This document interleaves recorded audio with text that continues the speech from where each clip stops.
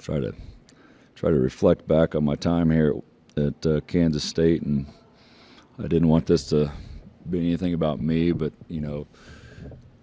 I talked about the love of the game with our guys, and college basketball has really changed over the years, and I really felt like from day one I'd take advantage of every opportunity I got, and I just love the game of basketball.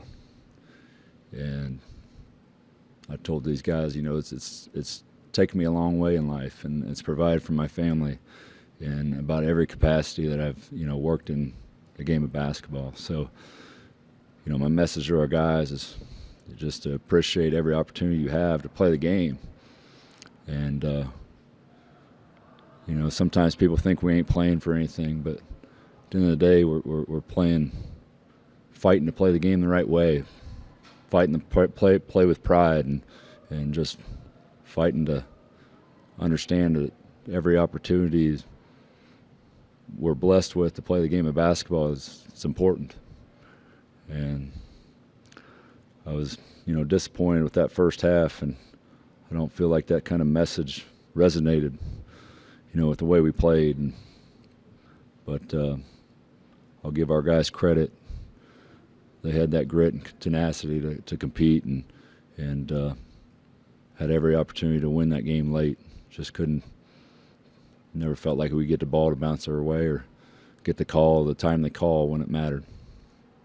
But credit to Kansas State. I know I follow them very closely, and I know what their record is in overtime, and Coach Tang, and they do an excellent job, and they just find a way to win in those tough situations.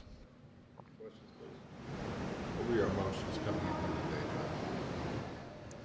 day? I didn't have a lot of time to think about it. I was surrounded by family and friends the last couple of days. We came in on Saturday night, and it's always a great opportunity to get to see so many of my family that I don't get a lot of time to spend with. So, I spent a lot of time sharing stories and catching up with people.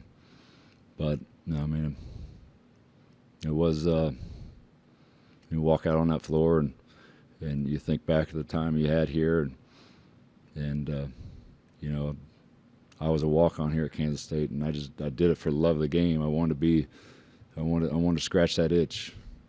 I wanted to continue with the game of basketball one way or another. I didn't know where it was going to take me, but I wasn't the most talented guy by any means. But I wanted to continue to scratch that itch and play that game. And you love something that loves you back, and case in point where I'm at right now, I've continued to love the game and be passionate about it, and it's got me to a position where I'm trying to take advantage of a great opportunity that I didn't foresee happening this way. Do you think the team was able to erase that lead in the second half? I think they played with a different type of swagger. It's felt like in the first half, and I questioned our energy and shoot around, and whether we had that, that life to us, that swag to us, and I try to tell these guys we're playing for something. Sometimes they don't, I feel like they don't know if they're playing for anything. We've went through all kinds of struggles and whatnot, but we're playing for something.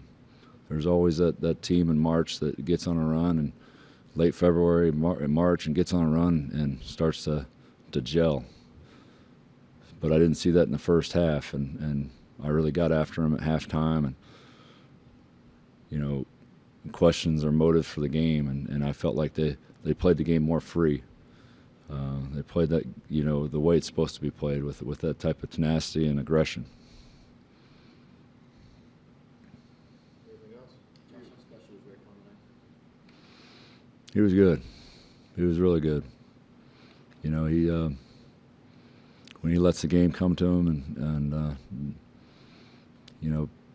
plays with that confidence and doesn't try to force the issue, and he's a special player. But Kirk Risa, Raekwon Battle, those guys were really good tonight, and credit to our guys for giving me that effort that second half. I told them that's the team I want to coach day in and day out. You got couple dots maybe on Tyler Perry, maybe something you saw on the scouting report or what you saw there tonight. Say that again. Tyler Perry, maybe something you saw on the scouting report or what makes him dangerous. Well, Tyler Perry, I mean, when you see when he sees a couple go in early, it can be a long night for an opponent. And he saw them fall early, and I was worried. You know, I thought maybe we could zone them, and but we kind of threw out the game plan there late in the first half and had to, you know, make some adjustments. So. But, you know, we looked at the numbers and we watched film and we analyzed everything. It just seemed like from the numbers they weren't making shots, and we could try to pack the paint and force them to make shots behind screens and zone them. And it's just that game plan got thrown out the window pretty quick. Coach, thank you. Thank you.